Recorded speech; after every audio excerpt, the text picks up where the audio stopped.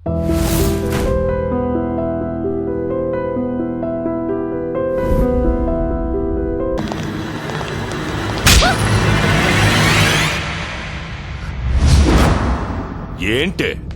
నన్ను చూస్తే భయం వేయడం లేదా?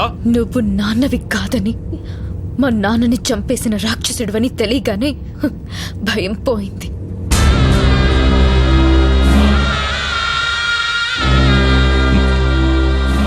ఇంతప్పటి నుంచి పెంచాను. నేను నాన్నని కాదని దానికెలా తెలిసింది లాయరు?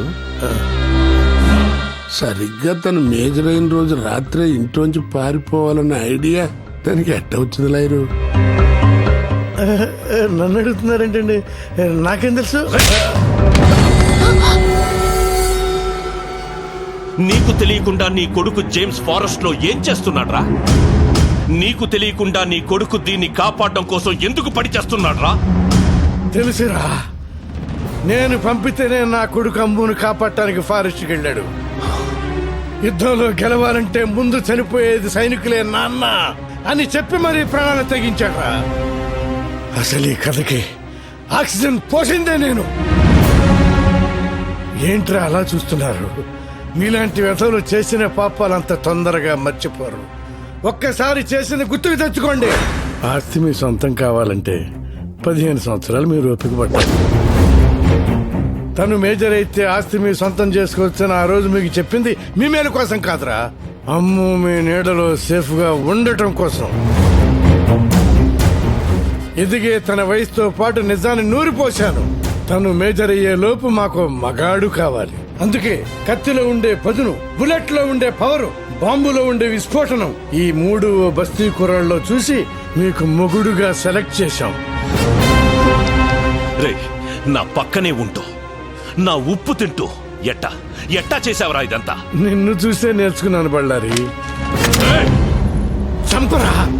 1000 గడపల్లో దీపాలు వెలగాలంటే మన ఇంటి దీపం ఆరిపోయినా పర్లేదన్నాడురా నా కొడుకు. కానీ చంపే ముందు మీరందరూ ఏమవుతారో ఆలోచించుకోండి. ఏంట్రా ఆలోచించేది? నీ బస్తీ నా కొడుకు వచ్చి మా ఇంట్లో దీపాలని ఆరుతాడా? బస్తీ నా కొడుకు కాదురా కుర్రాడు. రాయదుర్గం గుర్తుందా? 3వ వార్డు, 4వ వీధి, పంచాయతీ ఆఫీసు పక్కిళ్ళు, సూర్యనారాయణ. సూర్యనారాయణ కొడుకేరా కుర్రాడు. సూర్యనారాయణ కొడుక? ఏంట్రా అడు సూర్యనారాయణ కొడుక? ఏంటి, శరీరంలో సునామీ వచ్చిందా? దేవుడు ఎంత గొప్పవాడో చూసారా? పేదవాళ్ల కన్నీళ్లకు కరిగి ఆ సూర్యనారాయణ కొడుకునే మాకు కలిపాడు. ఇప్పుడు వాడు బయలుదేరుంటాడు. కాదు, నా మొగుడు బయలుదేరుంటాడు. అడుగులో అడుగేస్తూ, జనం కోసం ముందడుగేస్తూ, జూను విడిచిన పులిలా, జూలు బెదిల్చిన సింహంలా, సీమగడ్డ మీద పోలో గుర్రలా దూకపోతున్నాడ్రా. నా లైఫ్ అంతేనండి. ఎవరో ప్రోగ్రామ్ అరేంజ్ చేస్తారు, ఎవరో స్పీచ్లు ఇస్తారు. మధ్య మధ్యలో జనాన్ని బోర్ కొట్టకుండా ఎంటర్టైన్ చేయడం కోసం నాలాంటి వాళ్ళని పిలుస్తారు.